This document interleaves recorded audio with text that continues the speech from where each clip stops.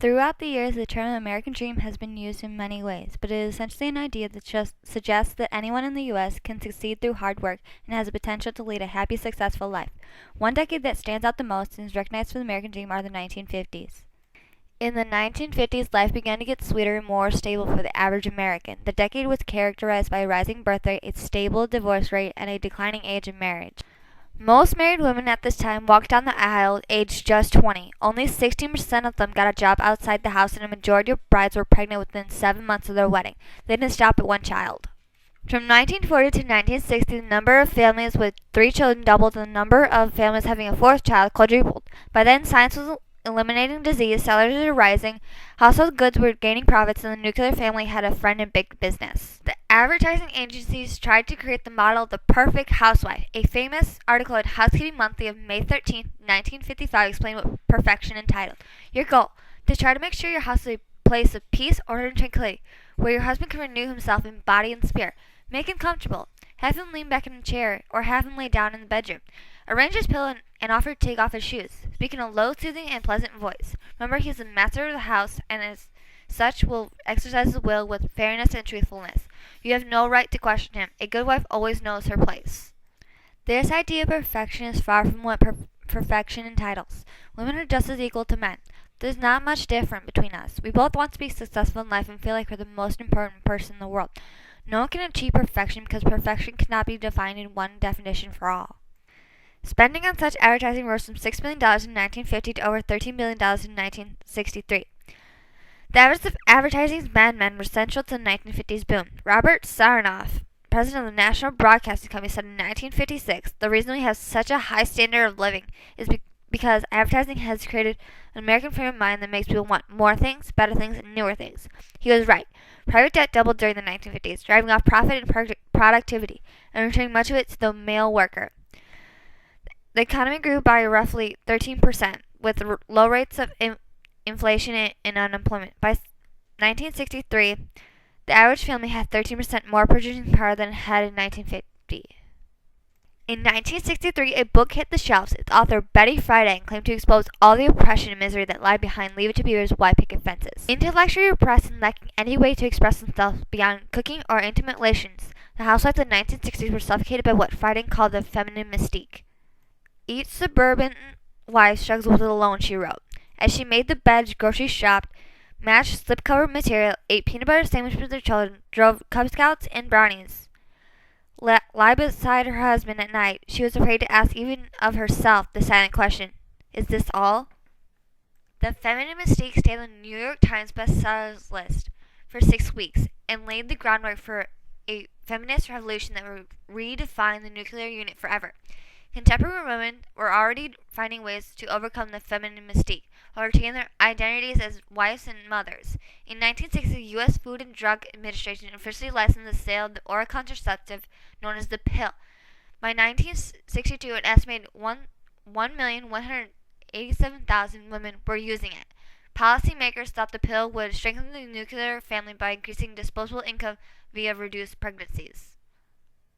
Although the 1960s were dominated by the struggles over Vietnam and civil rights, an equally big policy challenge was how to save the nuclear family unit. A study of poverty in the African American ghetto, the so-called Mohani Report, argued that the underlying cause of inequality between black and white was not economics or race, but family structure. Mohani believed that the growing incidence of single motherhood was raising a generation of African American males who lacked a model of self-reliance, discipline, and authority. But government generosity did nothing to stop the decline in the nuclear unit. Conservatives argued that it actually undermined the family by subsidizing absent fathers, educational underachievement, crime, drugs, and a new, somewhat radicalized form of segregation between those in work and those on the dole. In the mid-1970s, America was experiencing a wave of nostalgia from the 1950s.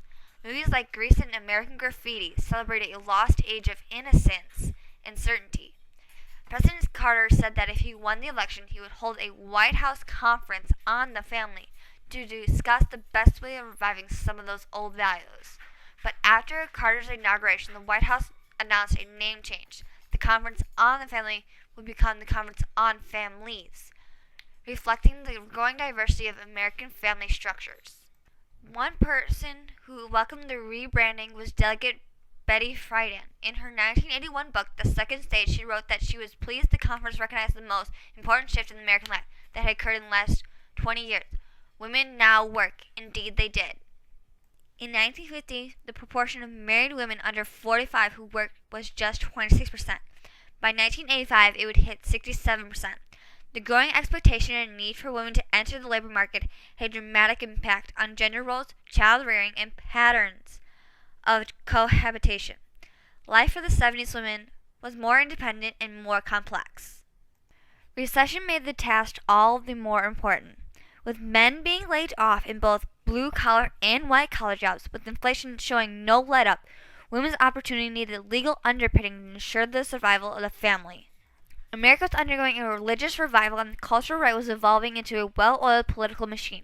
Its delegates to the Conference on Families believed that women's best hope of liberation was found in marriage, where the compassionate instinct for motherhood formed a perfect union with her husband's authority.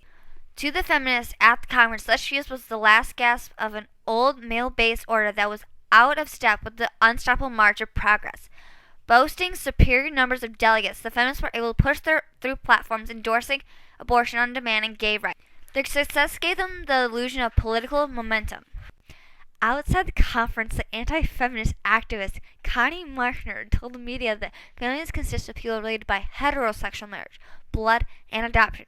Families are not religious cults, families are not Manson families, and families are not heterosexual or homosexual associations outside of marriage. Marchner's simple language articulated the feelings of millions of Americans that the sexual revolution was not just replacing the nuclear unit with something more complex. It was destroying the very concept of family itself. In 2000, an estimated 90% of gay people are raising a child in the U.S., yet every vote against gay marriage have resulted in his ban. States like Texas offer abstinence promotions in place of sex education, yet people who take a chastity pledge are statistically more likely to get pregnant outside of marriage than those who do not. And despite feminists' supposed grip on the American imagination, voters are more anti-abortion than at any point since the 1980s. Against the European trend towards social liberalism, the United States looks even more conservative today than it was when Bill Cosby first told his son to quit gripping and start revising. But the nuclear family endures as an ideal for good reason. For many middle-class whites, the 1950s really were the golden age. At-home families were large and stable and often kept by a single generous wage. America was the workshop of the world, producing a flood of consumer goods that improved the lives of millions.